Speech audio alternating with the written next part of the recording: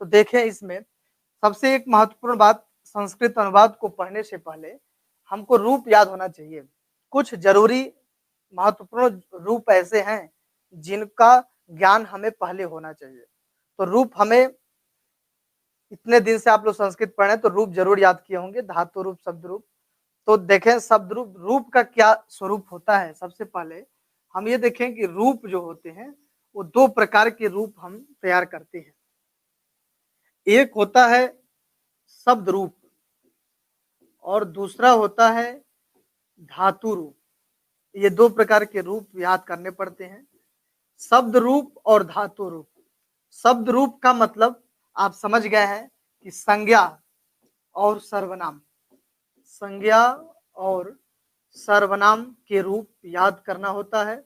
इसमें विभक्तियां 7 होती हैं, 7 विभक्तियां होती हैं।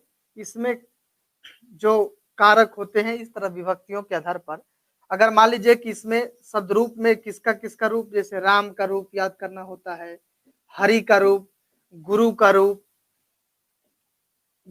रूप, पितृ का रूप, इस तरह का रूप हमें याद करना होगा। सर्वनाम में अगर देखें तो सर्वनाम में सह का रूप याद करना होगा, त्वम का रूप याद करना होता है, सा का रूप याद करना होता है, ते का, सह, तौ, ते, इस तरह का रूप हमें याद करना होता है। त्वम का, अहम का रूप याद करना होता है, अहम का। तो कुल मिला के जो रूप होते हैं वो दो प्रकार से याद करने होते हैं, एक शब्द रूप और एक धातु रूप।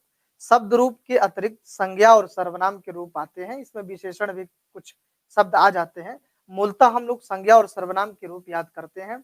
उसमें भी जो संज्ञा का रूप होता है वो आकारांत, इकारांत, उकारांत, ऋकारांत, ये सब होते हैं। पुल्लिंग, स्त्रीलिंग, नपुंसक लिंग, तीनों लिंगों में भी होता है। जैसे फलम है, फलम का भी रूप याद करना होता है।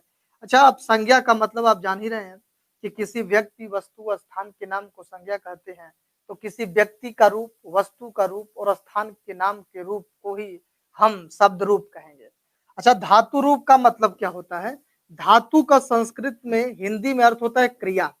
इसी क्रिया को ही संस्कृत में क्या कहते हैं? धातु। जहां कहीं भी व्याकरण में आपको धातु शब्द दिखे, उसका अर्थ आपको समझना है क्रिया। किसी भी क्रिया को ही हम धातु कहते हैं। तो क्रिया क्या है? पढ़ना, लिखना, हंसना, गाना, रोना, इन सभी का रूप हमें धातु रूप कहते हैं। जैसे इसके अंतर्गत जो रूप हमें याद करना होता है वो मुख्य रूप से पठ धातु, लिख धातु, हस धातु, गम धातु, इस तरह के रूप हमको याद करने होते हैं। गम धातु, रुद धातु, रोने के अर्थ में। तो जितनी क्रिया है, जिस तरह क्रिया, लिखना का लिख धातु, बोलना का वद धातु, जितनी क्रियाएं हम करते हैं उन सभी क्रियाओं का धातु बनता है। और उसी धातु को, रूप को जब हम याद करते हैं तो उसको कहते हैं धातु रूप। इस धातु रूप में लकारों की संख्या 10 होती है। 10 लकार में धातु रूप बताए गए हैं। लकार कितने होते हैं? 10। लेकिन मूलतः हमें 5 ही लकार पढ़ने होते हैं। हमारे सिलेबस में, एग्जाम में 5 ही लकार से प्रश्न आता है, 10 लकार प्रश्न नहीं आता है। वो कौन कौन 5 लकार हमें पढ़ना है मैं अभी बता रहा हूँ। कुछ समय में मैं ये बता दूंगा कि 5 लकार वह कौन कौन से हैं जिन्हें हमें याद करना होता है। तो आप इतनी बात समझे कि शब्द रूप क्या होता है और धातु रूप क्या होता है। शब्द रूप में विभक्तियों के आधार पर याद किया जाता है, जैसे रामः, रामम, रामेण, रामाय, रामात, रामस्य, रामे, राम, ऐसे याद करना होता है। और धातु रूप में पुरुष होते हैं। 3 प्रकार के इसमें पुरुष होते हैं।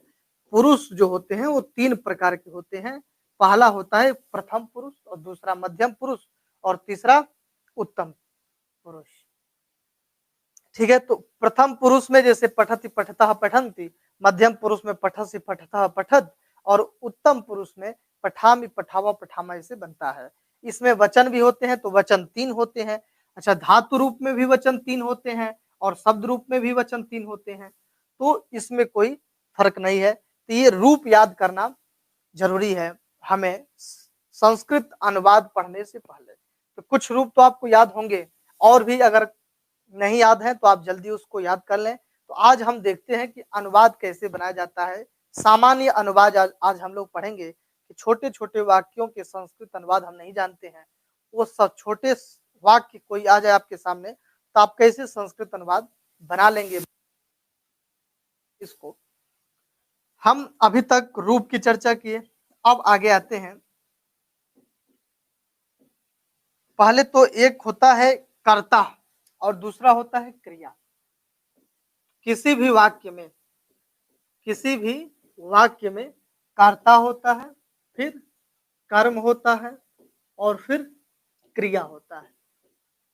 जब हम कोई भी वाक्य बोलते हैं तो हमारे पास मुख्य रूप से तीन चीजें आती हैं, एक कर्ता, दूसरा कर्म और तीसरा क्रिया।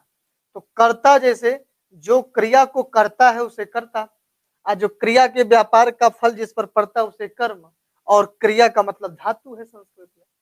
तो कर्ता में क्या होता है, कर्ता में शब्द रूप याद होना चाहिए, शब्द रूप। अच्छा, कर्ता का संस्कृत लिखने के लिए शब्द रूप याद होना चाहिए। और कर्म में हमेशा, आपको कल मैं बताया था कि द्वितीया विभक्ति होती है, द्वितीया। तो इसमें बस कोई भी शब्द हो द्वितीया लगा देना है। जैसे मान लीजिए विद्यालय है तो विद्यालय हम द्वितीया कर देना है। अच्छा, क्रिया को अगर संस्कृत बनाना है तो क्रिया को संस्कृत बनाने के लिए हमें धातु रूप याद होना चाहिए। अब देखते हैं यह वाक्य है, जब हम किसी हिंदी वाक्य को संस्कृत में परिवर्तन करते हैं तो हमें कर्ता जो मिलेगा वो कर्ता का शब्द रूप याद होना चाहिए। जैसे राम मिला तो राम का रूप याद होना चाहिए, तभी हम इस कर्ता के जगह पे लिख जाएंगे। और यहाँ पर जो विभक्ति लगेगी वो प्रथमा लगेगी। तो राम का संस्कृत अगर हमें अनुवाद रूप याद है तो राम का प्रथमा विभक्ति एक वचन में क्या बनेगा, रामः कर देंगे। यदि द्वितीया है तो घर शब्द आ गया तो घर का संस्कृत होगा गृह। अब ये ध्यान देना चाहिए कि कर्म है, ये कर्म है तो गृह में द्वितीया विभक्ति का प्रयोग होगा, तो गृह के जगह पे गृहम कर देंगे द्वितीया में। जैसे राम राम तो गृह गृहम बनेगा। अच्छा, धातु रूप है तो क्रिया है, जैसे पढ़ जाता है वह जाता है, तो जाने की क्रिया हमें पता होना चाहिए। और संस्कृत में उस जाने का धातु क्या होता है ये पता होना चाहिए। तो जाने का धातु गम धातु है, गम धातु का रूप भी याद होना चाहिए। तो प्रथम पुरुष एक वचन में करता है तो उसी प्रथम पुरुष और एक वचन के क्रिया भी लगेगी। तो यहाँ पर गम धातु का रूप जब हम धातु रूप याद करेंगे तो प्रथम पुरुष एक वचन में हमको गक्षति मिलेगा। तो रूप याद रहेगा तो आप बना लेंगे रामः गृह गक्षति, राम घर जाता है, इसका हिंदी अनुवाद होगा। अब देखते हैं कि सबसे पहले हमें दो चीजें याद रखना पड़ेगा। एक तो जैसे हम ये कहें कि कर्तृ रूप, ये याद होना चाहिए। इसमें जो होता है एक वचन, द्विवचन और बहुवचन।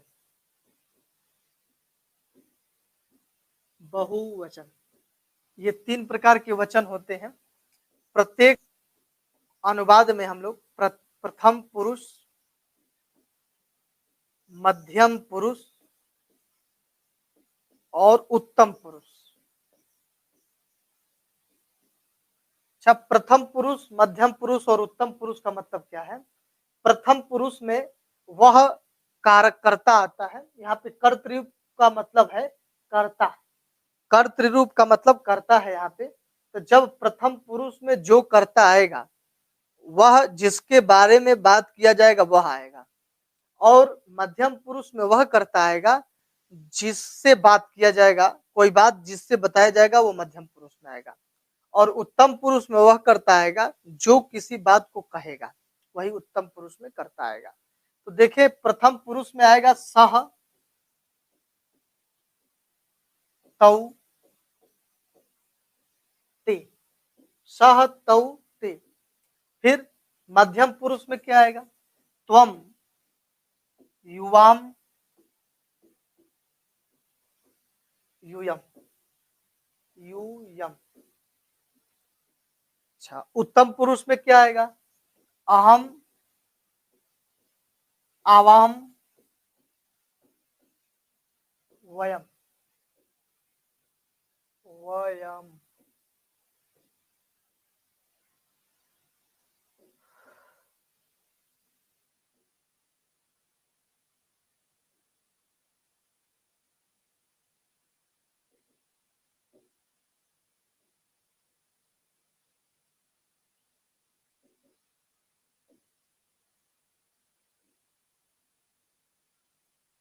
अच्छा, सह का अर्थ क्या होगा? सह का अर्थ होगा वह, तव का अर्थ होगा वे दोनों, ते का अर्थ होगा वे सब, त्वम का अर्थ होगा तुम, युवाम का अर्थ होगा तुम दोनों, यूयम का अर्थ होगा तुम सब, अहम का अर्थ होगा मैं, आवाम का अर्थ होगा हम दोनों, और वयम का अर्थ होगा हम सब। ये रूप याद होना चाहिए यदि संस्कृत अनुवाद आप जानना चाहते हैं तो बहुत बेसिक चीज है, इसकी जानकारी सबको याद होनी चाहिए। अगर आपको इतना याद है तो आप संस्कृत अनुवाद बहुत आसानी से कर लेंगे। देखिए वह है, स का हिंदी वह है, तौ का हिंदी द्विवचन, जब वह का द्विवचन बनाएंगे तो क्या होगा? वे दोनों। और वही वह का बहुवचन मतलब दो से अधिक बहुवचन तो क्या बनेगा? वे सब। अब देखते हैं, तुम, तुम का हिंदी है तुम, और इसी तुम का द्विवचन क्या बनेगा? तुम दोनों, तुम दोनों। और इसी तुम का बहुवचन क्या बनेगा? तुम सब, तुम सब बनेगा। अहम का हिंदी क्या होगा? अहम का हिंदी होगा मैं, आवाम का हिंदी होगा हम दोनों, और वयम का हिंदी होगा हम सब। यही होगा बहुवचन में।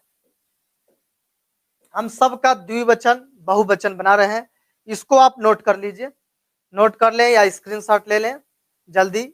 इसको हम अभी हटाएंगे तो आप स्क्रीनशॉट और नोट कर लें, इसको बहुत ही इंपॉर्टेंट है, इसको याद कर लेंगे। तह तौ ते त्वम युवाम यूयम अहम आवाम वयम। जब प्रथम पुरुष में कौन सा कर्ता बनेगा? सह तौ ते। मध्यम पुरुष में क्या बनेगा? त्वम युवाम यूयम। और उत्तम पुरुष में क्या बनेगा? अहम आवाम वयम। यदि आपसे प्रश्न पूछ दे कि मध्यम पुरुष द्विवचन में कौन सा बनता है तो क्या कहेंगे? युवाम। यदि आपसे पूछे कि उत्तम पुरुष बहुवचन में कौन कर्ता बनता है तो वयम। और इसका जब हम संस्कृत पूछ तो देगा ही, संस्कृत अनुवाद जब बनाते हैं तो बार बार इसकी जरूरत हमें पड़ती है। हम कितने कर्ता का संस्कृत जान गए तो हम वह, वे दोनों, वे सब का संस्कृत जान गए। तुम दोनों, तुम सब का संस्कृत जान गए। मैं, हम दोनों, हम सब का संस्कृत जान गए। आप 9 प्रकार के कर्ता का संस्कृत जान गए। यदि किसी वाक्य में इस तरह के हिंदी आपके सामने आएंगे तो इनका आप संस्कृत अनुवाद जान गए, याद कर लीजिए। मान लीजिए किसी वाक्य में आप गया कि तुम दोनों घर जाओ, अगर ये आ गया वाक्य में तो तुम दोनों का संस्कृत आप जान गए हैं कि नहीं? तुम दोनों का संस्कृत, तब तुम दोनों की जगह पे आप संस्कृत क्या लिखेंगे? युवाम लिखेंगे। अगर मैं कहूं कि मैं पुस्तक पढ़ रहा हूं तो बताइए मैं का आप संस्कृत जान गए कि नहीं? मैं की जगह पे संस्कृत आप क्या लिखेंगे? अहम लिखेंगे। वे सब पुस्तक पढ़ रहे हैं और वे सब का संस्कृत आप जान गए ते का। तुम सब का संस्कृत जान गए, हम सब का वयम संस्कृत जान गए। हम सब संस्कृत अनुवाद पढ़ रहे हैं। ये बताइए हम सब संस्कृत अनुवाद पढ़ रहे हैं तो हम सब के जगह पे आप संस्कृत अनुवाद क्या बनाएंगे? हम सब के जगह पे संस्कृत अनुवाद आप वयम बनाएंगे, वयम। वयम का हिंदी होगा हम सब। ठीक है, तो इतनी बात समझ में आई, ये याद कर लीजिए। अभी फिर हम इसकी जरूरत बताएंगे कि कहाँ पे इसकी जरूरत पड़ेगा। चरण स्पर्श नमस्कार सभी को। प्रदुम समझ में आ रहा है ना?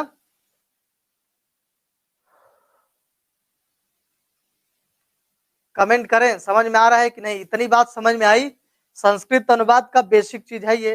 इतनी बात समझ में आई आपको? मैं आगे बढ़ूं तो देखिए, इसमें नियम है कि किसी भी एक वचन और प्रथम पुरुष की जो क्रिया, वो जिस पुरुष और जिस वचन का क्रिया रहता है उसी वचन और उसी पुरुष की कर्ता रहता है। या ये कह लीजिए कि जिस पुरुष और जिस वचन का कर्ता रहता है उसी पुरुष और उसी वचन का क्रिया भी रहता है। मतलब क्रिया और कर्ता का पुरुष और वचन एक होना चाहिए। जैसे मैं यहाँ पे लिख दूं कि पठति, पठतः, पठन्ति, ठीक है। पठति, पठतः, पठन्ति, और यहाँ पे लिख दूं पठसि, पठथः, पठथ, पठथ। ये है क्या? ये है प्रथम पुरुष और ये है मध्यम पुरुष। तो जिस पुरुष और जिस वचन का कर्ता होता है उसी पुरुष और उसी वचन की क्रिया भी लगती है। यहाँ पे बताइए प्रथम पुरुष एक वचन का यदि कर्ता स है तो प्रथम पुरुष एक वचन की क्रिया क्या है? पठति। तो सह के साथ कभी भी किसका प्रयोग होगा? पठति के साथ। तौ के साथ किसका प्रयोग होगा? पठतः के साथ। तौ के साथ, ते के साथ किस क्रिया का प्रयोग होगा? पठन्ति के साथ, ते पठन्ति। त्वम के साथ पठसि, युवाम के साथ पठतः और यूयम के साथ पठता। अहम के साथ क्या होगा? तो पठामि। अहम के साथ क्या होगा? पठामि। और आवाम के साथ क्या होगा? पठावह। और वयम के साथ क्या होगा? पठामह। ऐसे होगा। तो हम पठति, पठतः, पठन्ति, पठसि, पठतः, पठत, पठामि, पठावा, पठामा, ये याद करते हैं। इसके बाद हम एक रूप बनाएं। यदि देखिए मैं ये लिखूं कि यहाँ पे लिख दो एक वचन, यहाँ द्विवचन और यहाँ पे बहुवचन। अब देखिए यहाँ पे है प्रथम पुरुष, मध्यम पुरुष और उत्तम पुरुष। उत्तम पुरुष। अब यहाँ पे क्रिया है। क्रिया, क्रिया का रूप धातु, क्रिया को ही हम क्या कहते हैं? धातु रूप। और यहाँ पे लट लकार का हम अभी प्रयोग केवल कर रहे हैं। लट लकार में, लट लकार का अर्थ होता है वर्तमान काल। वर्तमान काल की क्रिया जब रहेगी तो लट लकार का प्रयोग होगा। तो हम यहाँ पे पठ धातु लिखते हैं। पठ, अच्छा यहाँ पे पठ धातु भी है। पठ धातु, पठ का मतलब होता है पढ़ना। पठति, पठतः, पठन्ति, ये लिखेंगे बहुवचन में। अच्छा यहाँ पे मध्यम पुरुष में क्या लिखेंगे? तो पठसि, पठथः, पठथ, ऐसा होगा। और उत्तम पुरुष में क्या होगा? तो पठामि, पठावह, पठामह, ऐसा बनेगा। पठामह। अब कोई भी धातु हो, मैं यहाँ पे धातु लिख दूं, अगर गम धातु लिख दूं तो गम धातु का रूप बनेगा गच्छति, गच्छतः, गच्छन्ति, गच्छसि, गच्छतः, गच्छत, गच्छामि, गच्छावा, गच्छामा। आप एक धातु रूप याद कर लिए तो कोई भी धातु, कोई भी क्रिया आएगी लट लकार में एक ही जैसे रूप बनता है। अगर मैं कहूं कि हस धातु है, हस, हस का मतलब हंसना। हसति, हसता, हसन्ति, हससि, हसथा, हसत, हसामि, हसावा, हसामा।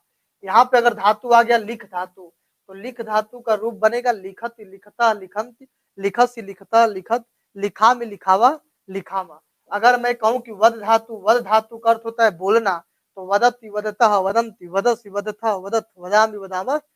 मतलब कोई भी क्रिया, कोई भी धातु हो, लट लकार में यदि रूप चलाना है तो सेम पठति, पठता, पठन्त की जगह चलेगा। तो आपको एक याद क्या करना है? एक ही रूप।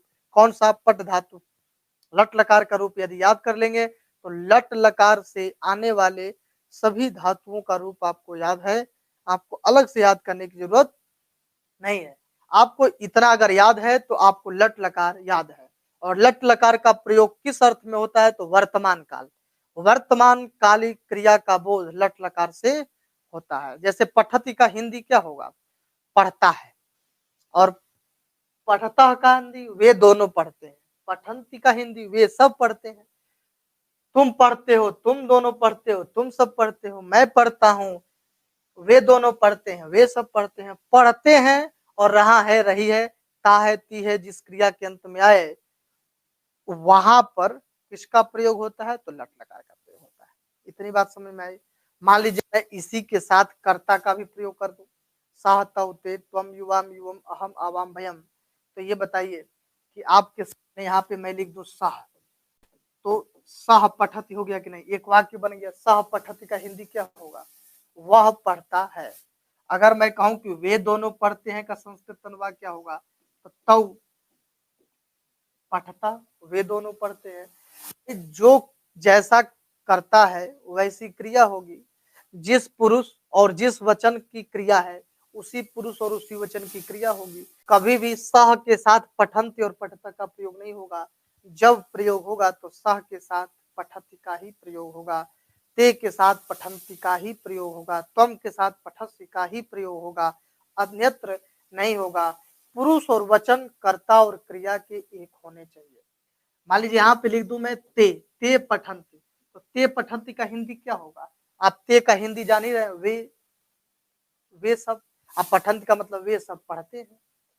मैं कहूं कि तुम पढ़ते हो, तब तुम पठत। अगर मैं कहूं कि तुम दोनों पढ़ते हो, तब युवाम पठता।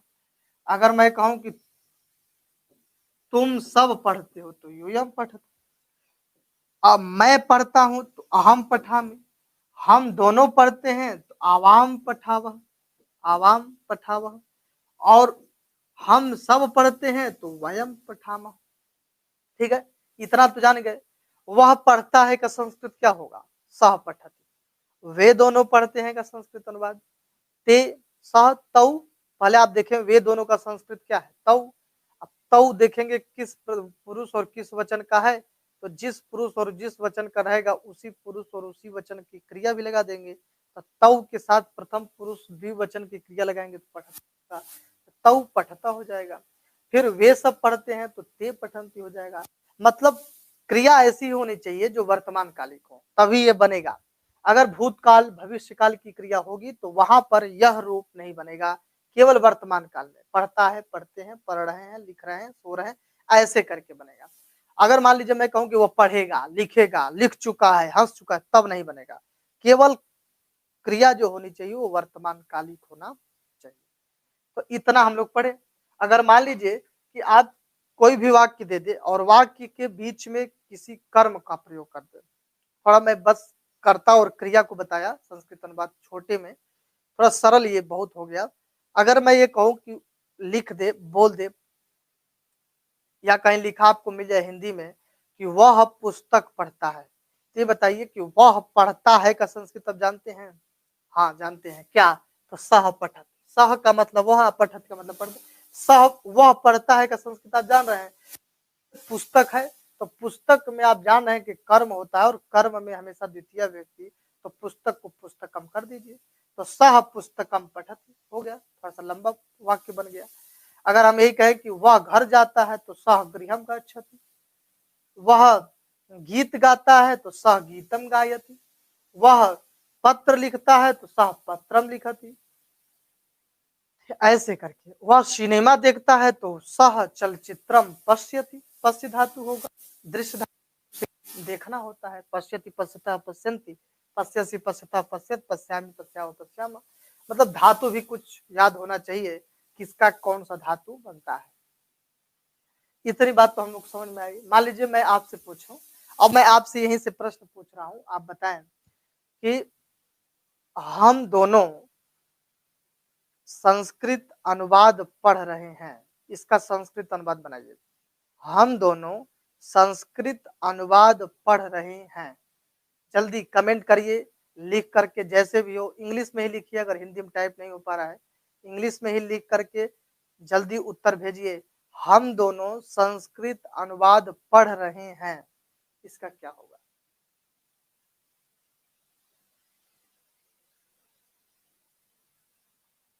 यदि आपको ये बात पूरा समझ में आया होगा, आप बहुत आसानी से इसका अनुवाद बना लेंगे। हम दोनों संस्कृत अनुवाद पढ़ रहे हैं। अभी पता चल जाएगा कि आप लोग को ये समझ में अभी तक आया कि नहीं आया। अगर बता लेंगे तब तो ठीक है, समझ में आ गया, नहीं बता पाएंगे तो हमें ऐसा लगेगा कि हम जितनी बातें अभी तक समझाए वो आपको समझ में नहीं आया।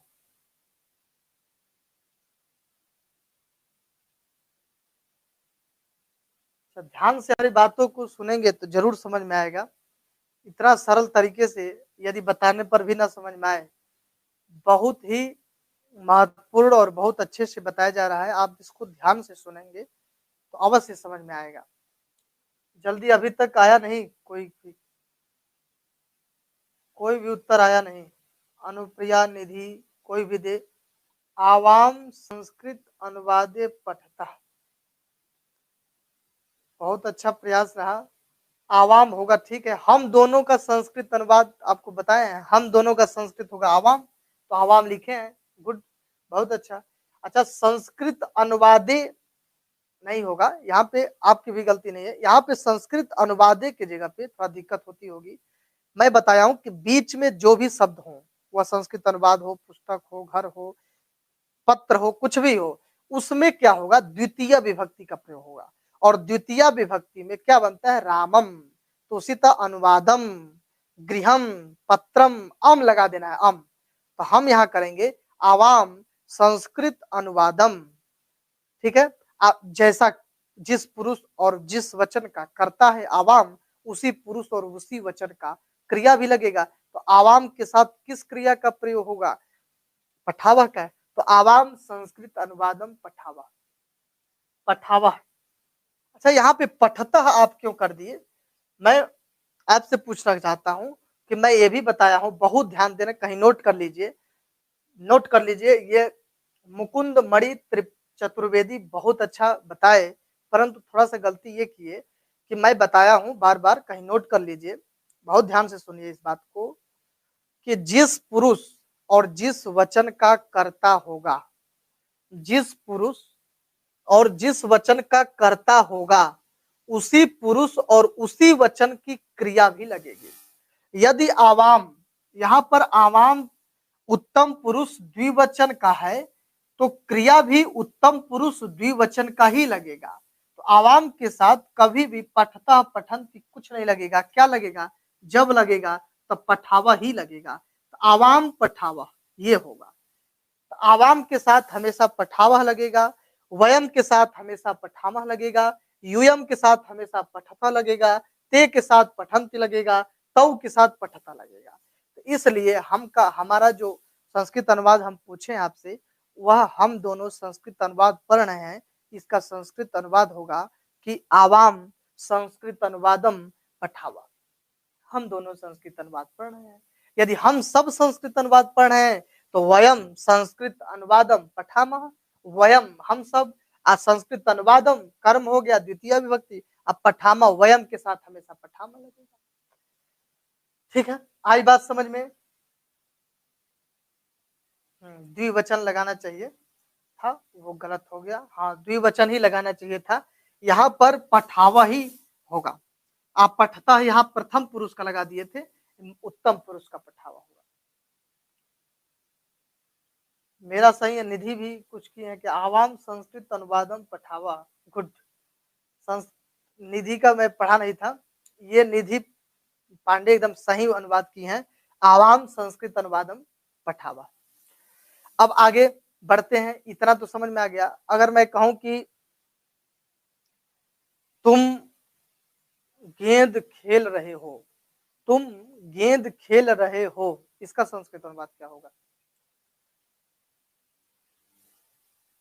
तुम गेंद खेल रहे हो। तो तुम का संस्कृत अनुवाद,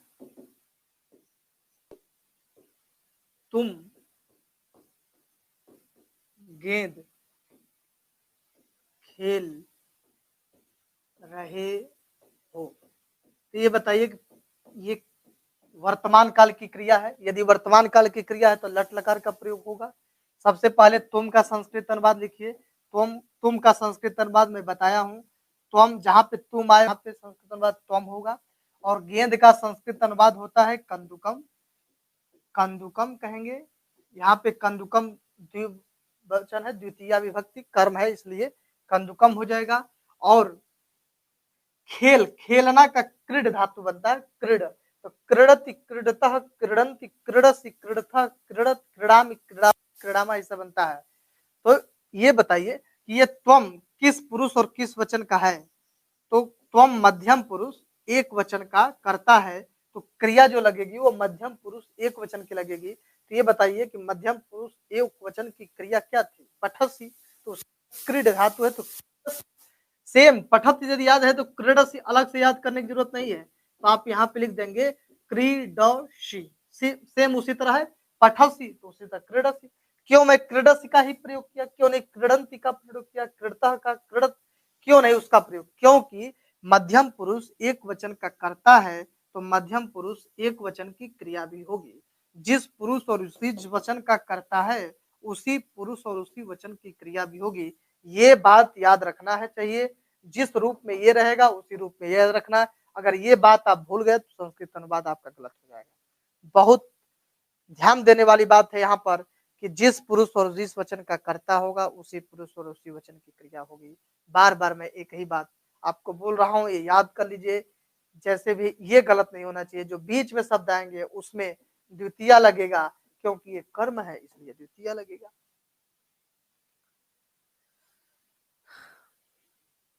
अब आगे बढ़ते हैं। तो हम लोग केवल आज मतलब वर्तमान काल को पढ़ रहे हैं। वर्तमान काल में अब मान लीजिए कि मैं वे सब, एक और अनुवाद बनाते हैं, इसके बाद हम आगे बढ़ेंगे। वे सब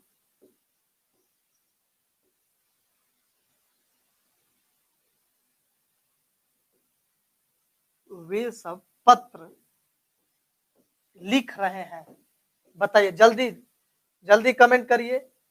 लिख रहे हैं, उत्तर भेजिए। इसका संस्कृत अनुवाद क्या बनेगा? अभी तक तो अब समझ में आ गया होगा, अच्छे से समझ में आ गया। सभी लोग भेजेंगे, अनुप्रिया, निधि, मुकुंद, दीक्षा, सभी लोग जल्दी भेजें इसका उत्तर संस्कृत अनुवाद बना करके। वे सब पत्र लिख रहे हैं। यदि आप इसका उत्तर बता देंगे तो मैं समझ जाऊंगा कि अभी तक मेरा पढ़ाना सार्थक हो गया और सारी आपको समझ में आई। यदि आप इसका अनुवाद बना लेंगे तो इस तरह के कोई भी वाक्य आपके सामने आएंगे तो आप बना लेंगे। जल्दी भेजें, फिर मैं आगे बढ़ूंगा। इसको बताने के बाद मैं आगे बढ़ूंगा, अगले लकार पे चलेंगे। 5 लकार हम लोग पढ़ेंगे। 5 लकार, लट, लरिट, लंग, लुंग और लोट लकार। यही 5 लकार पढ़ना है हम लोग को। पांचों लकार को एक एक करके पढ़ेंगे। अभी हम लोग एक लकार लट लकार को पढ़ रहे हैं, वर्तमान काल। वर्तमान की काल क्रिया को ही हम लोग अभी तक पढ़ रहे हैं। और एक ये समझ में आ गया तो फिर आगे 4 लकारों में समय नहीं लगेगा, बहुत जल्दी वो हम लोग समझ लेंगे।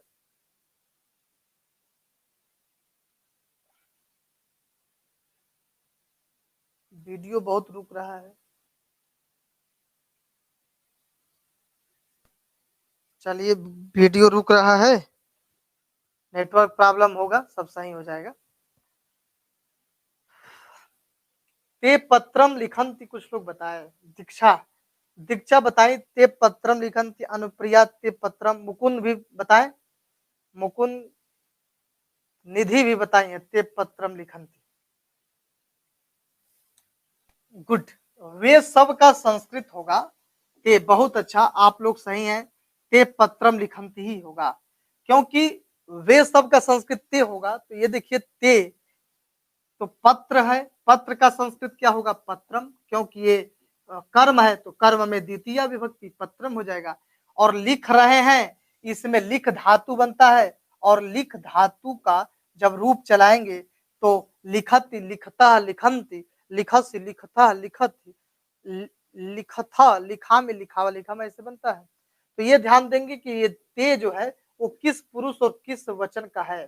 तो प्रथम पुरुष बहुवचन का ये है, प्रथम पुरुष बहुवचन का है। तो प्रथम पुरुष बहुवचन में लिख धातु का क्या बनेगा? तो प्रथम पुरुष बहुवचन में लिख धातु का लिखंती बनता है, लिखंती, लिखता, लिखंती। तो ते पत्रम लिखंती, ये सही है। गुड, बहुत अच्छा, आप लोग को समझ में आया। आगे मैं कहूं कि वे दोनों गेंद खेल रहे हैं, तुम सब पढ़ रहे हैं। वे वह पढ़ता है, वह चलचित्र देखता है, मैं लिख रहा हूँ। इस तरह का वाक्य आप आसानी से अब बना लेंगे अपने घर पे। आप इसका अभ्यास करिएगा। 9 प्रकार के कर्ता बताए तो 9 कर्ता का एक-एक वाक्य ज़रूर बनाइएगा। तो 9-10 वाक्य आप अपने से खुद से सोच करके, बना करके और उसका संस्कृत अनुवाद बनाइएगा। इससे आपका अभ्यास होगा और संस्कृत अनुवाद में आपका विकास होगा। इसलिए आप अपने से कर्ता बस ध्यान दीजिएगा कि कर्ता वर्तमान कालिक होनी चाहिए। आप क्रिया अपने से कर्ता जो क्रिया होना चाहिए वो वर्तमान कालिक होनी चाहिए। क्रिया अपने मन से आप जोड़ के अपने मन से घर पे 10-20 वाक्य बना करके उसका संस्कृत अनुवाद बनाइएगा। इससे संस्कृत अनुवाद और क्लियर होगा आपका। जो नहीं समझ में आएगा वो हमसे फिर पूछिएगा।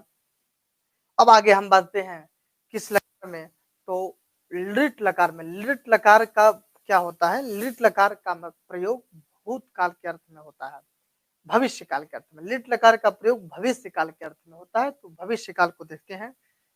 यहाँ पर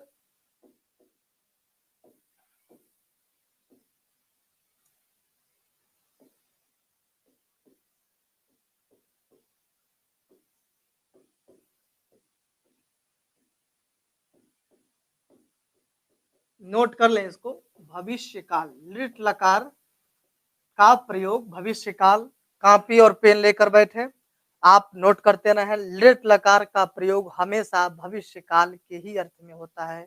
यदि कोई क्रिया भविष्यकालिक होगी तो वहां पर हम लिट लकार का रूप चलाएंगे क्रिया का। अगर हम इसमें जो धातु की बात करेंगे वो पठी धातु, एक ही धातु को पकड़ लेते हैं, पट धातु का रूप फिर चलाएंगे। यहाँ पर एक वचन, द्विवचन, बहुवचन बना लेते हैं। यहाँ प्रथम पुरुष, मध्यम पुरुष, उत्तम पुरुष,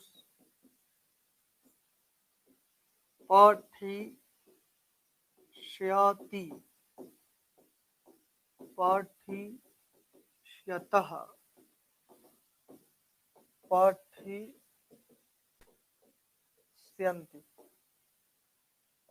पठिष्यसि, पठिष्यथः, पठिष्यथ।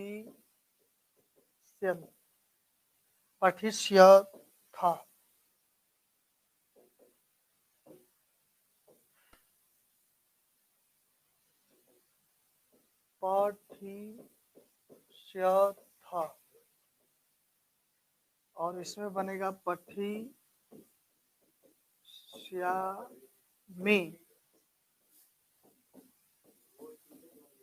पठिष्यावः,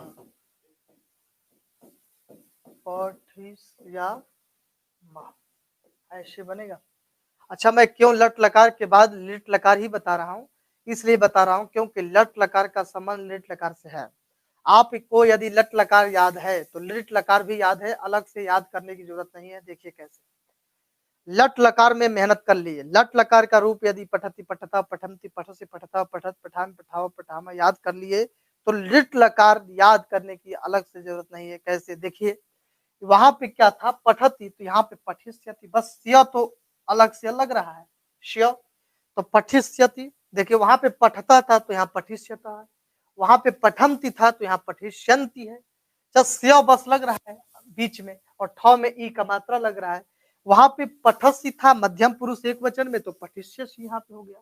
वहां मध्यम पुरुष द्विवचन में पठिष्यथा था, पठथा था तो यहाँ पठिष्यथा हो गया। बहुवचन मध्यम पुरुष में पठथा था तो यहाँ पठिष्यथा हो गया। यहाँ पे उत्तम पुरुष एक वचन में पठामि था, वहां पर यहाँ पठिष्यामि हो गया।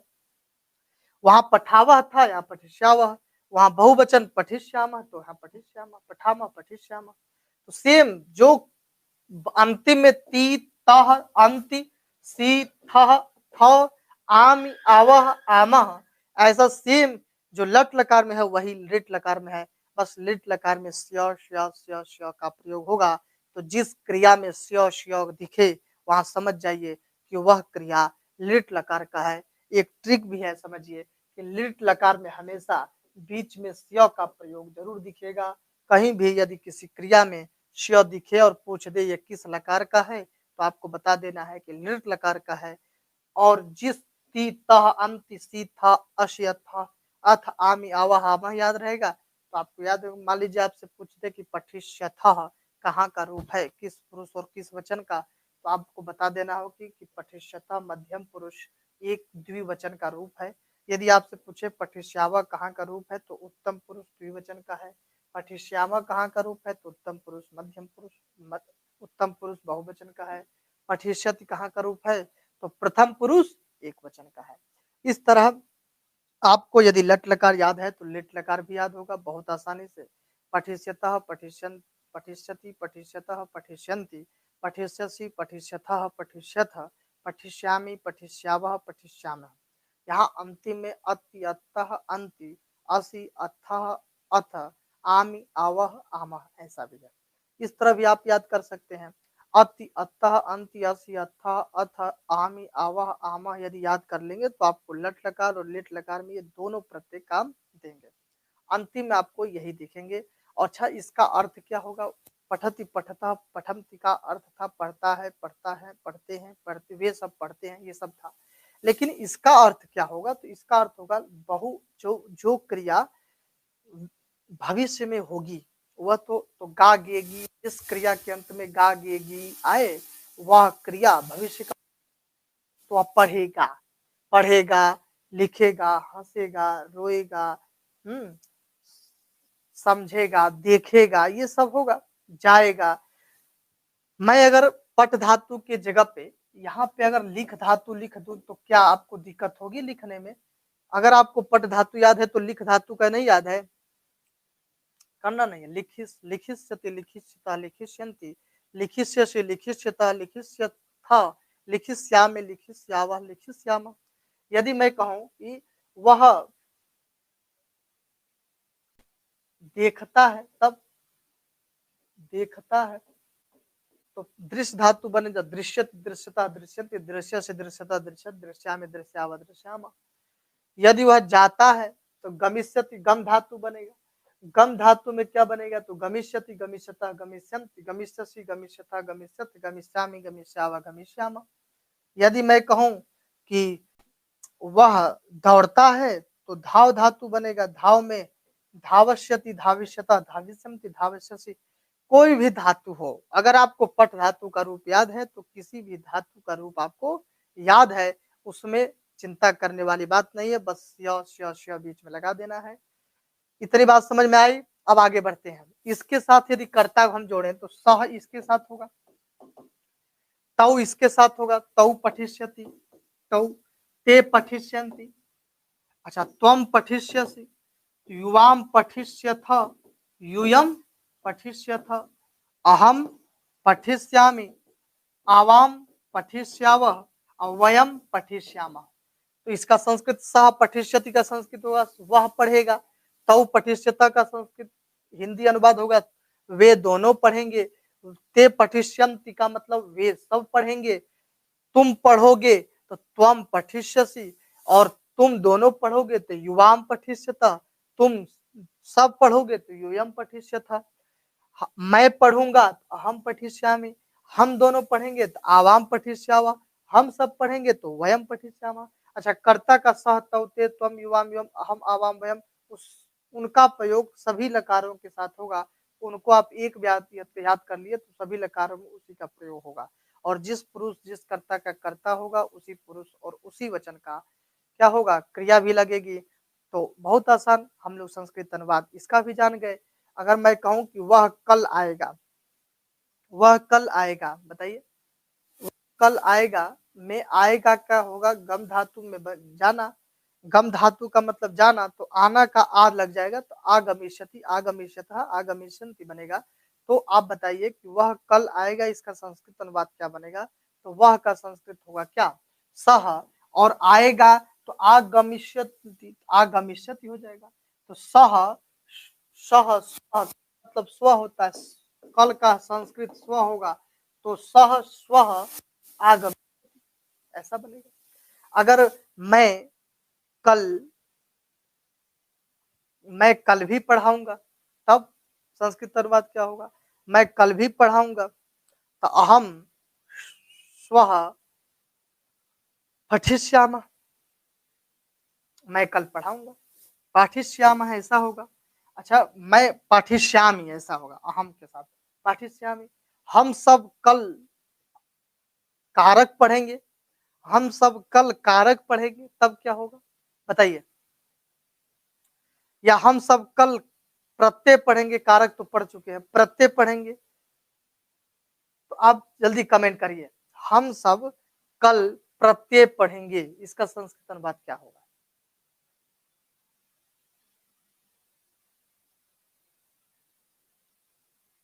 जल्दी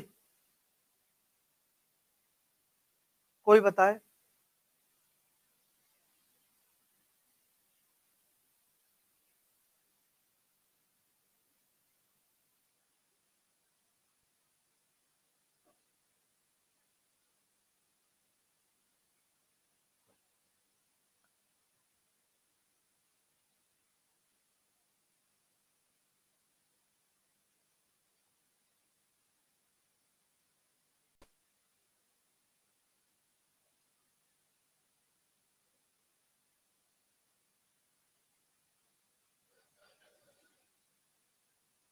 कल का संस्कृत अनुवाद होगा स्व।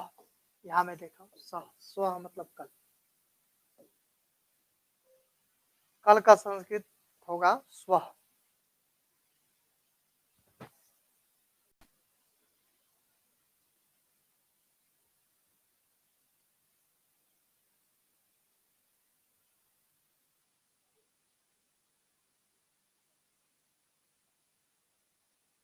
हम सब कल प्रत्यय पढ़ेंगे। चलिए, हम सब का आपको मैं संस्कृत बता दूं। हम सब का संस्कृत होगा वयम। यदि हम सब का संस्कृत होगा वयम, तो वयम के साथ पठिष्यामः लगेगा, तो वयम पठिष्यामः। बस आपके सामने तो दिखा है, आपके सामने ही लिखना है, कुछ बनाना नहीं है। वयम पठिष्यामः, बस बीच में क्या लगा देना है? कल का संस्कृत। तो कल का स्व हो जाएगा और प्रत्यय का प्रत्यय हो जाएगा, तो स्व प्रत्यय पठिष्यामः, वयम स्व प्रत्यय पठिष्यामः, ऐसा होगा। हाँ, गुड। प्रत्ययम, प्रत्ययम भी कर सकते हैं। अहम वयम स्व प्रत्ययम पठिष्यामः, गुड। इतना बात समझ में आ गया। तो गे गा गे गी अगर का प्रयोग होगा किसी क्रिया में, तो लिट लकार का प्रयोग होगा। आगे हम बढ़ते हैं लंग लकार में। लंग लकार में क्या पढ़ेंगे? तो लंग लकार का रूप बनता है किस अर्थ में? कोई बताए, लंग लकार का प्रयोग किस तरह के काल का प्रयोग में होता है? तो भूतकाल, भूतकाल। लंग लकार का प्रयोग भूतकाल के अर्थ में होता है। पठ धातु में इसका भी रूप चलाएंगे, पठ धातु।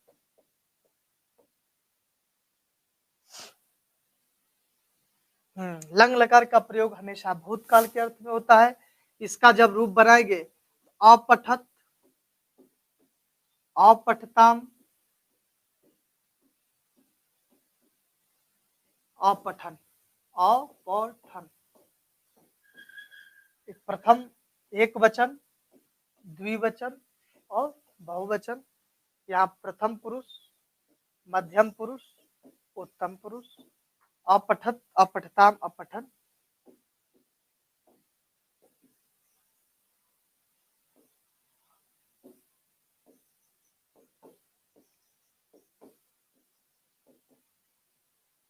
अपठः, अपठतम, अपठत,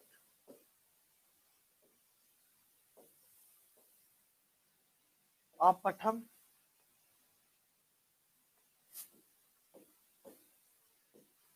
अपठाव, अपठाम। अ जरूर लगेगा हर वाक्य में, अपठा।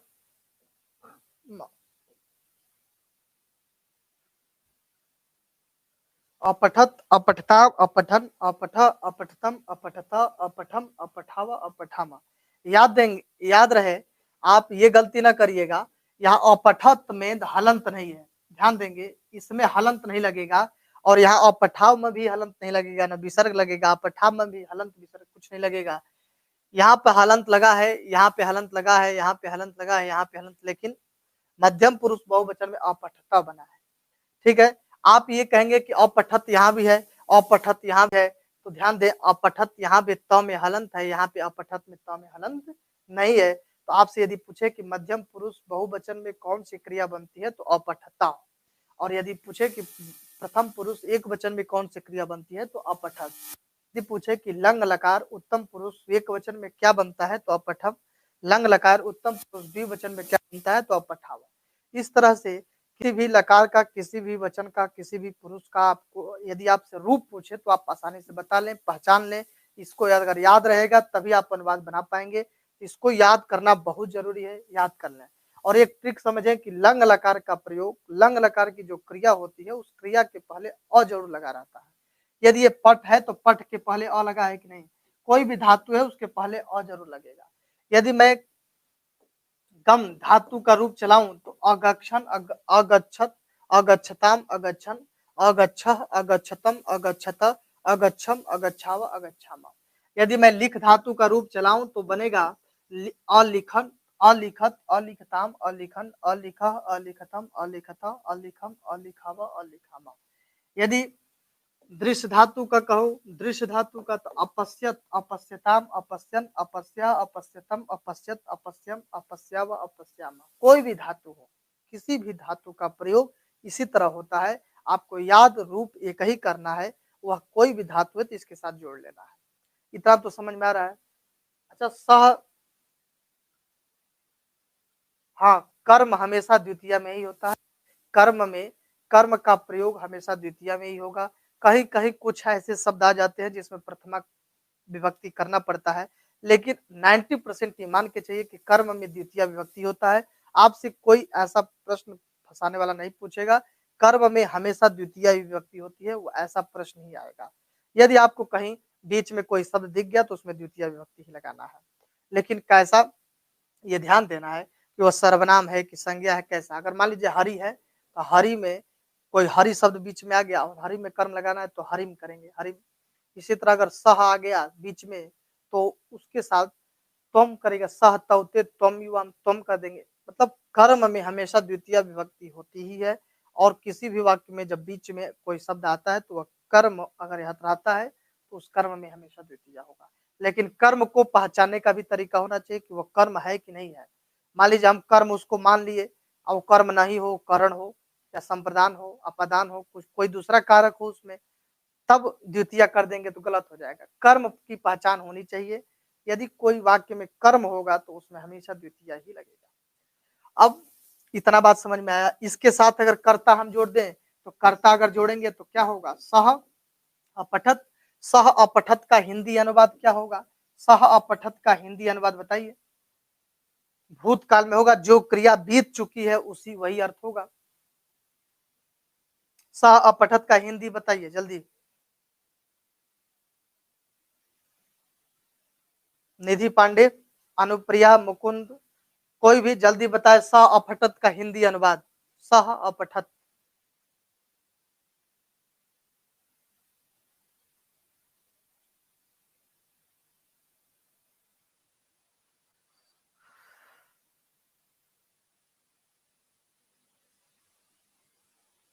वह पढ़ चुका है, गुड, वह पढ़ चुका है।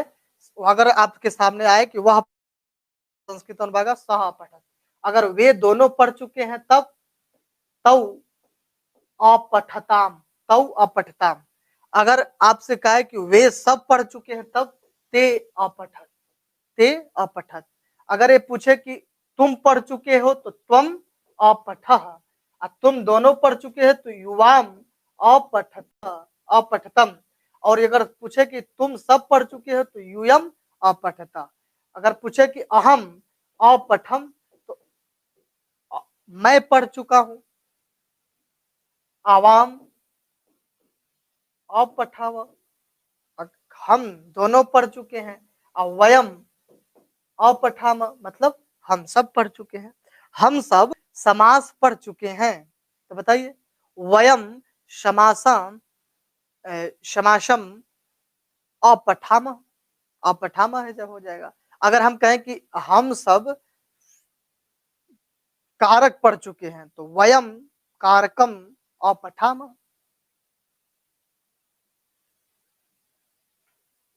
अगर कोई धातु चेंज हो जाए कि वह मान लीजिए पूछ दे कि वह फल खा चुका है, वह फल खा चुका है तो सह फलम अखादत, अखादत ऐसे बनेगा। अगर मैं लिख चुका हूं तो अहम अलिखाम, अलिखाम। तो कोई भी धातु बन सकती है। वह सिनेमा देख चुका है तब सह चलचित्रम, सिनेमा का संस्कृत चलचित्र होगा तो सह चलचित्रम अपश्यत, वह सिनेमा देख चुका है। समझ में आ रहा है? इतनी बात समझ में आई। हम लोग लट लकार और लिट लकार लंग लकार पढ़ चुके हैं, या हम लोग लट लकार पढ़ चुके हैं तो वयम लट लकारम अपठम ऐसे होगा। मैं हम लोग पढ़ चुके हैं। कोई भी क्रिया कोई भी धातु लगा सकते हैं, चुका है चुकी है जिसके अंत में हो वहां पर लंग लकार का प्रयोग होगा, उसका अर्थ होगा भूतकाल और इसकी क्रिया ऐसे बनेगी। कोई भी पठ के जगह पे गम लगा दीजिए, पठ के जगह पे पस लगा दीजिए, पठ के जगह पे वध लगा दीजिए, कोई भी धातु लगा दीजिए, रूप इसी तरह बनेगा और कर्ता का प्रयोग इसी तरह होगा। यदि किसी कर्ता और क्रिया के बीच में कोई कर्म आ जाएगा तो उसमें द्वितीय विभक्ति होगा। तो इसको इसी वाक्य को आप बड़ा कर सकते हैं। अभ्यास करें घर पे, इस सब से वाक्य बनाकर और इसका संस्कृत अनुवाद करें, जितना हो सके अभ्यास करें। अभ्यास से आपका बहुत क्लियर बनेगा। जो चीज नहीं समझ में आएगा इसको पूछेगा तो आप जरूर अपने बैठ के वाक्य जरूर बनाइएगा। मैं का वाक्य, आवाम का जगह, ये सब बनाइएगा। अहम पठम का ये सब का संस्कृत अनुवाद। अब इतना तो जान गए। आगे बढ़ते हैं। भूतकाल के बाद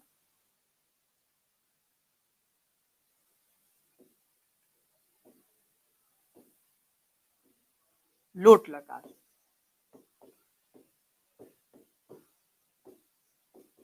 लोट लकार का प्रयोग आज्ञा देने के अर्थ में होता है, होता है आज्ञा देने के अर्थ में।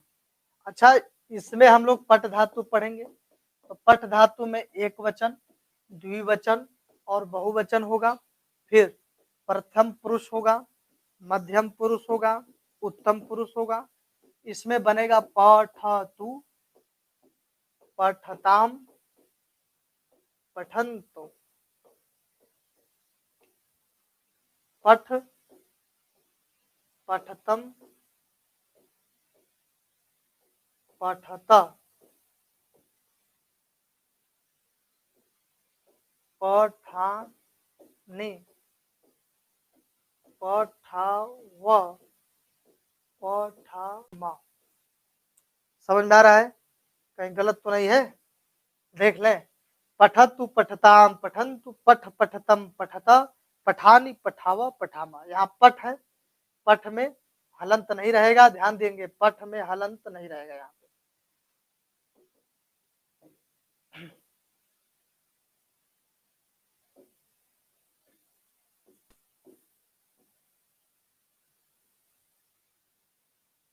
पठतु पठताम पठन्तु, पठ पठतम पठत, पठानी पठावा पठामा। आज्ञा देने के अर्थ में इन सभी रूपों का प्रयोग होता है। इसको आप नोट कर लें, याद कर लें। इसका अर्थ होगा कि वह पढ़, तुम पढ़ो, आज्ञा देना। कोई भी कर्ता किसी को आज्ञा दे रहा है, तुम पढ़ो, तुम लिखो, जाओ, आओ, तो इस क्रिया जब, अगर मान लीजिए मैं पठ के जगह पे गम कर दूं तो गच्छतु गच्छताम गच्छन्तु, गच्छ गच्छतम गच्छत, गच्छानि गच्छाव गच्छामा। यदि रुद्र धातु कर दूं तो रुदतु रुदताम रुदन्तु, रुद्र रुदतम रुदतु, रुदानि रुदा वरदामा। लिख धातु तो लिखतु लिखताम लिखन्तु, लिख लिखतम लिखत, लिखानि लिखाव लिखामा। हस धातु तो हसतु हसताम हसन्तु, हस हसतम हसत, हसानि हसाव हसामा। दृश्य धातु तो दृश्यतु या पश्यतु पश्यताम पश्यन्तु पश्यत पश्यत पश्यतम पश्यत पश्यामि पश्यामो पश्यामः। कोई भी धातु है इसी तरह रूप चलेगा। और अगर वह पढ़ता है, वह पढ़े, तब सह पठतु, वे दोनों पढ़े तो तौ पठताम, वे सब पढ़े तो ते पठम। तुम पढ़ो तो त्वम पठ, और तुम दोनों पढ़ो तो युवाम पठतम, और तुम सब पढ़ो तो यूयम पठत। अगर मैं पढ़ूं तो अहम पठानी, हम दोनों पढ़ें तो आवाम पठाव, और हम सब पढ़ें तो वयम पठामा। ऐसे बनेगा, वयम पठामा। बस बन गया। इसका संस्कृत अनुवाद क्या होगा? वह पढ़े, तुम दोनों पढ़ो, तुम सब पढ़ो, वे सब पढ़े। समझ गए? अच्छे से समझ लीजिए।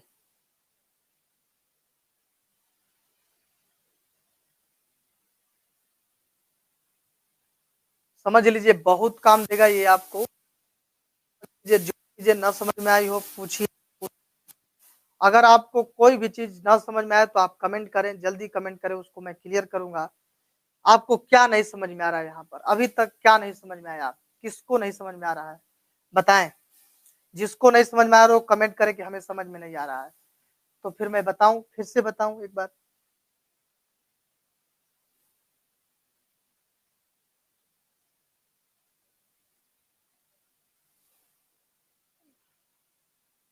अब मैं इसी से प्रश्न पूछ रहा हूं आपसे। एक वाक्य मैं हिंदी में बोल रहा हूं, उसका संस्कृत अनुवाद आप बनाइए। वे दोनों बालक, बनाना है, ध्यान से सुने।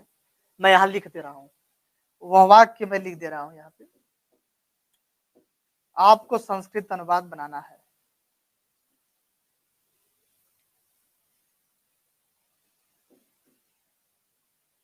वे दोनों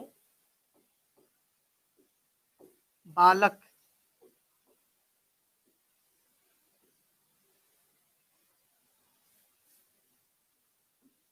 गेंद खेलें। अगर आपको ये अनुवाद समझ में आ रहा है तो इसका अनुवाद बनाइए। वे दोनों बालक गेंद खेलें। बताइए, वे दोनों बालक गेंद खेलें। इसका संस्कृत अनुवाद जल्दी उत्तर भेजिए, जल्दी।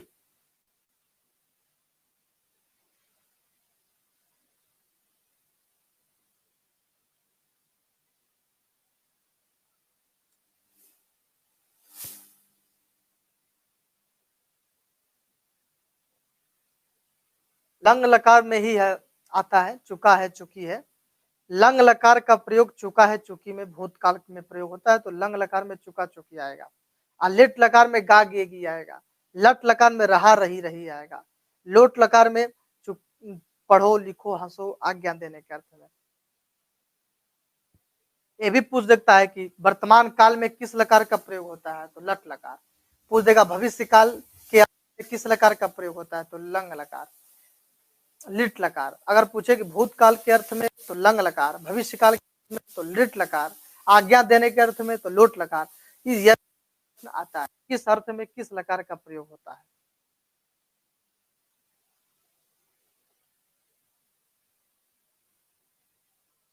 ते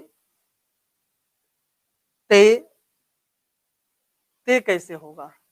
वे दोनों है तो वे दोनों का संस्कृत अनुवाद क्या होगा? वे दोनों का संस्कृत अनुवाद तो मैं बताया हूं ना, सबसे पहले वही बताया हूं। वे दोनों का संस्कृत अनुवाद यदि आप लिखे हो तो उसको देख लें, या पिछले क्लास, आप अभी कुछ देर पहले हम स्टार्ट किए थे क्लास, तो बताए थे वे दोनों का संस्कृत अनुवाद क्या होगा।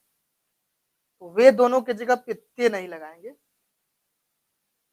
गलत हो जाएगा।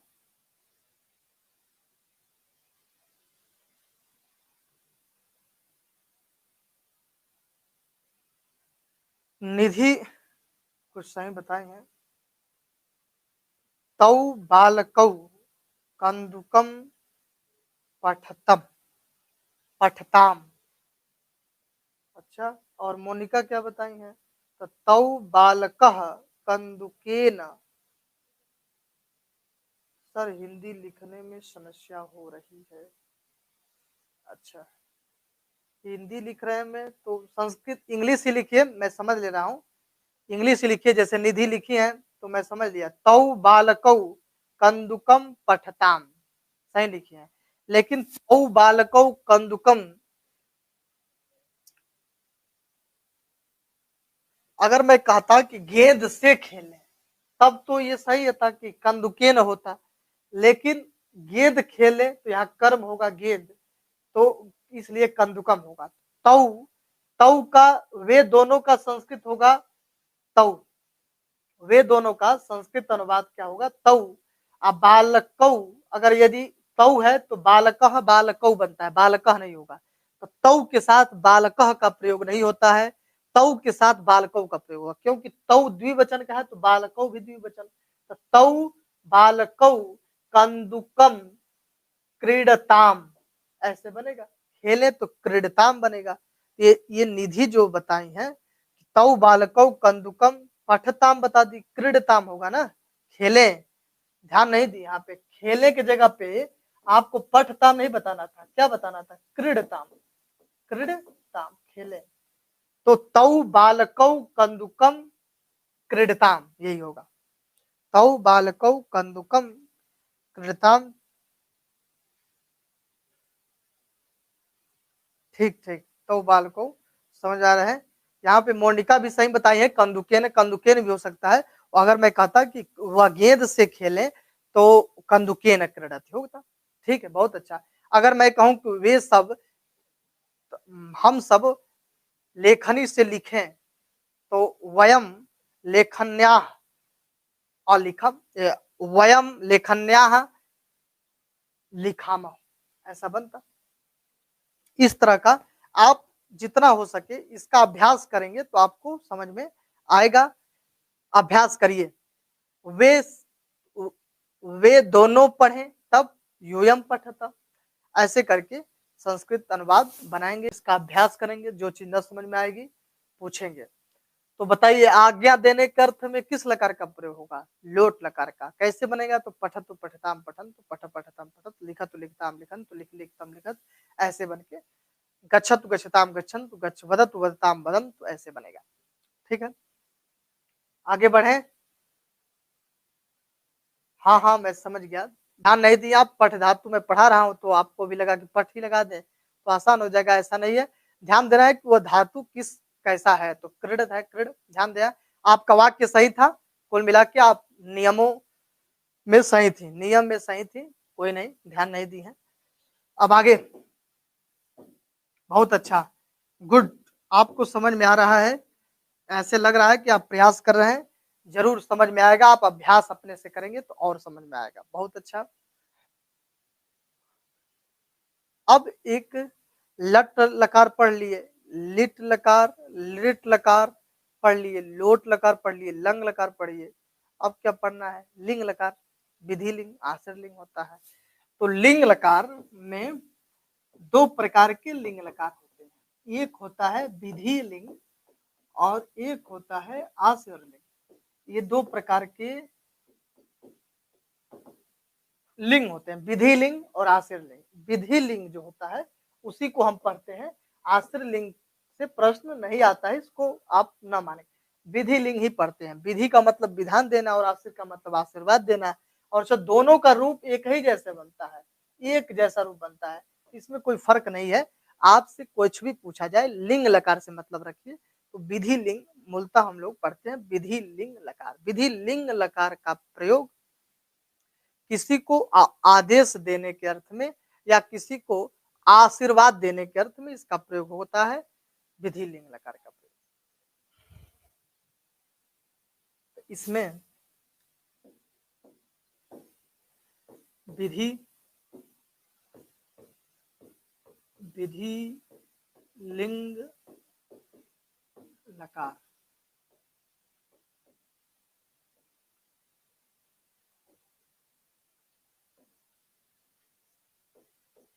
मूलतः चाहिए के अर्थ में इसका प्रयोग होता है। और अब चाहिए ही केवल समझिए, चाहिए चाहिए के अर्थ में इसका प्रयोग होता है। विधि लिंग लकार का प्रयोग चाहिए के अर्थ में होता है। और पठ धातु का हम लोग रूप चलाएंगे। इसमें एक वचन, द्विवचन, बहुवचन में रूप चलाएंगे और फिर प्रथम पुरुष,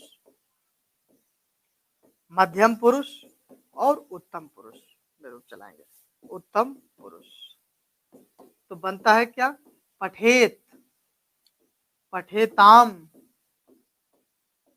पठेयु,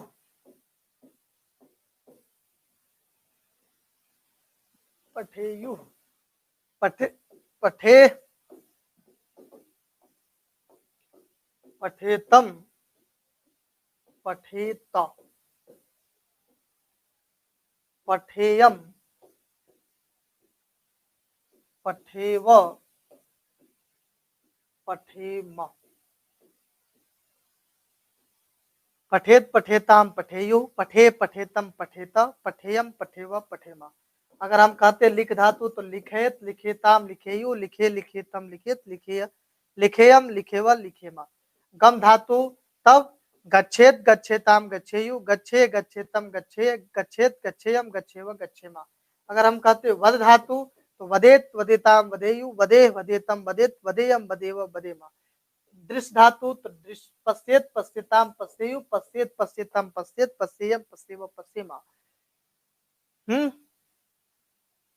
इसी तरह रूप बनता है पठेत, पठेताम, पठेयु। चाहिए, पढ़ना चाहिए, लिखना चाहिए, जाना चाहिए, रोना चाहिए, गाना चाहिए, मुस्कुराना चाहिए, पर हमें अध्ययन करना चाहिए, स्वाध्याय करना चाहिए, ये सब नृत्य करना चाहिए, बोलना चाहिए, लिखना चाहिए इत्यादि जो भी है। सोना चाहिए, खाना चाहिए, पीना चाहिए। चाहिए के अर्थ में हमेशा विधि लिंग लकार का प्रयोग होता है और वह रूप ऐसे ही बनते हैं पठेत, पठेताम, पठेयु, पठे, पठेतम, पठेत, पठेयम, पठेव, पठेमा। अब आगे हम इसमें अगर रूप देखें वाक्य में तो वह उसे पढ़ना चाहिए तो क्या बनेगा? सह पठेत। उन दोनों को पढ़ना चाहिए तो तौ पठेताम। उन सभी को पढ़ना चाहिए तो ते पठेयो। सह यहाँ पे लगेगा, यहाँ पे क्या लगेगा? तौ, यहाँ पे क्या लगेगा? ते। त्वम, युवाम, पठेतम, यूयम, पठेत। वे, तुम सब को पढ़ना चाहिए। अहम, हमें पढ़ना चाहिए तो हम अहम पठेयम। आवाम, हम दोनों को पढ़ना चाहिए। और वयम, हम सबको पढ़ना चाहिए। अच्छा, क्या नहीं समझ में आ रहा है? अच्छा बताइए कि युवाम पठेतम का हिंदी अनुवाद क्या होगा? युवाम पठेतम, जल्दी उत्तर भेजें, हिंदी में लिख करके भेजें कि युवाम पठेतम हिंदी अनुवाद बताइए युवाम पठेतम का।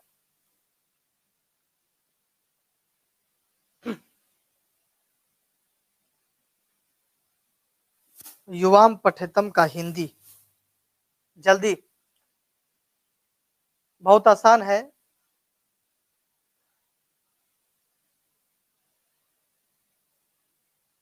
तुम दोनों को पढ़ना चाहिए, सही है। तुम दोनों को पढ़ना चाहिए, तुम दोनों पढ़ो, ऐसा भी हो सकता है। तुम दोनों पढ़ो तो नहीं होगा, पढ़ो तो मतलब लोट लकार का प्रयोग होगा ना, पढ़ना चाहिए यही होगा। तुम दोनों को पढ़ना चाहिए। अच्छा बताइए, हम सबको, जल्दी नोट कर लें ये अनुवाद और इसका संस्कृत अनुवाद बनाइए। हम सबको नित्य व्यायाम करना चाहिए। बताइए, हम सबको नित्य व्यायाम करना चाहिए, इसका संस्कृत अनुवाद बनाइए।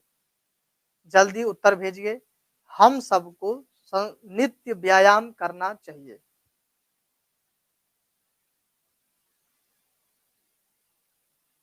हाँ सही है, हम दोनों को पढ़ना, तुम दोनों को पढ़ना चाहिए, मुकुंद मणि बताए हैं, तुम दोनों को पढ़ना चाहिए तो युवाम पठेतम सही है, तुम दोनों को पढ़ना चाहिए। तुम सबको पढ़ना चाहिए तो युवम पठेतम। हमको पढ़ना चाहिए तो अहम पठेयम। हम दोनों को पढ़ना चाहिए तो आवाम पठेव। हम सबको पढ़ना चाहिए तो वयम पठेमा। हम सबको लिखना चाहिए तो वयम पठेमा, वयम लिखेमा। हम सबको जाना चाहिए तो वयम गच्छेमा। हम सबको बोलना चाहिए तो वयम बदेमा। वे सब को गाना चाहिए तो ते गायेयु ऐसा बनेगा, गीतम गायेयु ऐसा। बताइए, मैं पूछा हूं कि हम सभी को नित्य व्यायाम करना चाहिए, इसका संस्कृत अनुवाद बनाकर भेजिए। हम सबको नित्य व्यायाम करना चाहिए।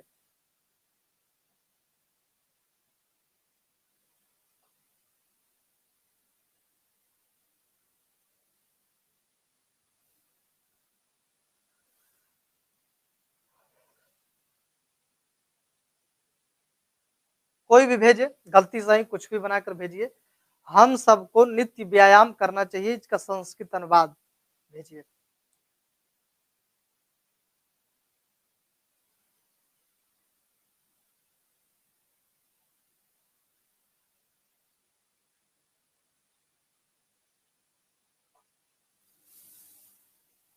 अच्छा, करना चाहिए का मतलब कुरु होता है। कुरु का रूप चलेगा कुर्वेत, कुर्वेताम, कुर्वेयु, कुर्वे, कुर्वेतम, कुर्वेत, कुर्वेयम, कुर्वेव, कुर्वेमा, ऐसा बनेगा। और आसान हो गया।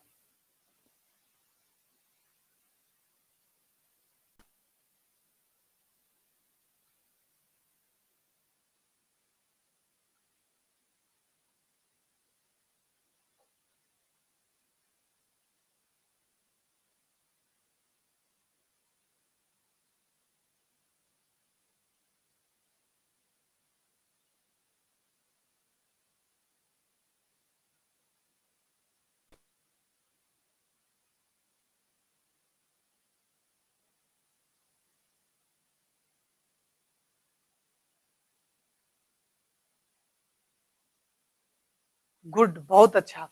मुकुंद मणि बताए, वयम नित्य व्यायामम कुर्वेमा। गुड। कुर्वेमा। निधि भी बताई, वयम नित्य व्यायामम कुर्वेमा। गुड।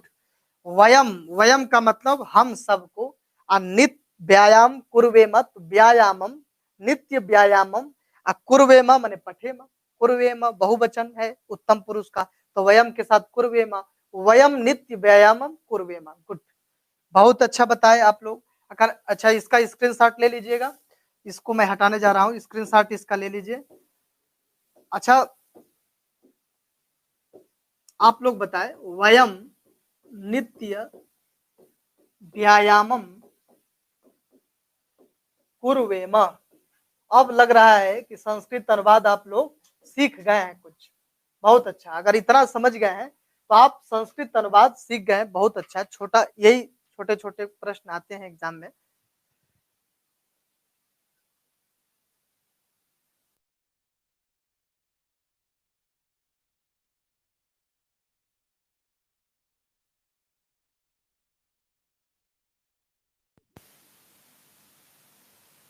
अच्छा, हमें स्वाध्याय करना चाहिए, तब हमें स्वाध्याय करना चाहिए, तो हमें स्वाध्याय करना चाहिए हम सबको, तो वयम स्वाध्यायम, स्वाध्यायम कुर्वेम।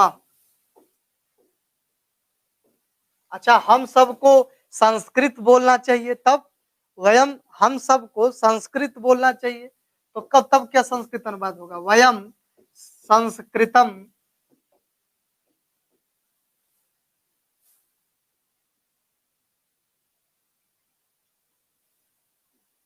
संस्कृतम वदेम। हम सबको संस्कृत बोलना चाहिए, तो हम सबको संस्कृत बोलना चाहिए, तो हम वयम संस्कृतम वदेम। अगर हमें लोक हित करना चाहिए तो लोक हितम मम करणीयम, ऐसा बन जाएगा। तो इस तरह से आप किसी भी वाक्य को बना सकते हैं। करना चाहिए, लिखना चाहिए, पढ़ना चाहिए, जाना चाहिए, रोना चाहिए। अगर जैसा करता है, जिस पुरुष और जिस वचन का करता है, उस पुरुष और उस वचन की क्रिया लगा दीजिए, यही ध्यान देना है। कर्ता और क्रिया एक होना चाहिए, एक ही पुरुष और एक ही वचन के होने चाहिए। कर्ता और पुरुष का वचन और पुरुष एक होना चाहिए, ये ध्यान देना चाहिए। ध्यान देने वाली बात है। और बीच में जो भी शब्द है उसमें अम अधिकतर लगा देने ते हैं, तो वाक्य बन जाता है। अभ्यास करिए जितना हो सके, पांचों लकार को पढ़िए। हम लोग सबसे पहले क्या पढ़े? लट लकार। लट लकार में का अर्थ वर्तमान काल में होता है। पठति पठता, पठमति बनता है, गच्छति गच्छता, गच्छन्ति बनता है। फिर हम लोग पढ़े लिट लकार। लिट लकार का प्रयोग भविष्य काल के अर्थ में होता है। पठिष्यति, पठिष्यतः, पठिष्यन्ति बनता है। ठीक है, पढ़ेगा लिखेगा। और उसके बाद हम लोग पढ़े लंग लकार। लंग लकार का प्रयोग भूतकाल के अर्थ में होता है और इसमें लंग लकार में बनता है अपठत, अपठताम, अपठन। उसके बाद हम लोग पढ़े लोट लकार। लोट लकार का प्रयोग आज्ञा देने के अर्थ में होता है। इसमें वाक्य बना, जो रूप बना वो पठेत पठेताम, पठेयो, पठे पठेतम, पठेत पठेयम, पठेव पठेम बना। फिर हम लोग पढ़े अंतिम में लंग लकार। लंग लकार का लिंग लकार पढ़े। लिंग लकार का प्रयोग चाहिए के अर्थ में, विधि लिंग का प्रयोग चाहिए के अर्थ में होता है। इसमें हम लोग पढ़े पठेत पठेताम, पठेयो, गच्छेत गच्छेताम, गच्छेयो, लिखेत लिखेताम, लिखेयो, वदेत वदेताम, वदेयु पढ़े। और इन सभी लकारों के साथ हम लोग एक कर्ता का रूप पढ़े, सह तौ ते त्वम युवाम योम अहम आवाम वयम। इनका हम लोग पढ़े एक साथ। सभी कर्ता का और पांचों लकार का रूप याद होना चाहिए। इन सब का अभ्यास करिए। एक लकार में कम से कम 10 से 15 वाक्य बनाइए। इस तरह 5 लकार पढ़े तो 50 से 60 वाक्य बनाकर अभ्यास करिए। आपका ये एक बार ये क्लियर हो जाएगा तो बार बार ये काम देगा आपके, और आपके पेपर में ये बहुत ही हेल्प करेगा, ये ध्यान रहे। ठीक है, तो समझ में आया? कमेंट करें कि हमें समझ में आया, ये क्लास अच्छे से समझ में आया। जो चीजें जिसको न समझ में आ रही हो पूछ सकता है।